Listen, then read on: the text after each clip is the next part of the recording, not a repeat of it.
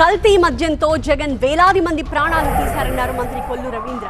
మద్యం స్కామ్ జరిగిందని విజయసాయిరెడ్డి బయటపెట్టారు అన్నారు. మద్యం స్కామ్ పై సిఐడి విచారణ జరుగుతోందని చెప్పారు మంత్రి. బెల్ట్ షాపులపై కఠిన చర్యలు తీసుకుంటామన్నారు.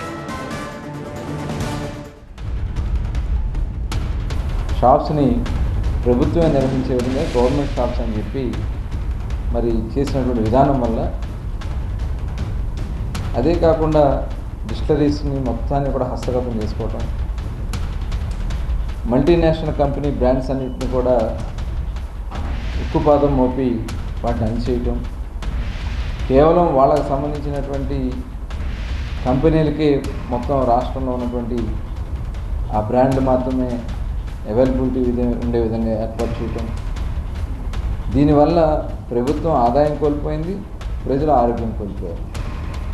ఇదే కాకుండా విచ్చలవిడిగా విపరీతంగా నాటుసారా, నాన్ డ్యూటీ పెయిడ్ లిక్కర్ కూడా రాష్ట్రంలో విచ్చలవిడిగా మరి రావడం జరిగింది. దానివల్ల చాలామంది ప్రాణాలు మరి వివిధ రకాలైనటువంటి వ్యాధులతో కోల్పోయినటువంటి పరిస్థితి కూడా మనం చూసాం.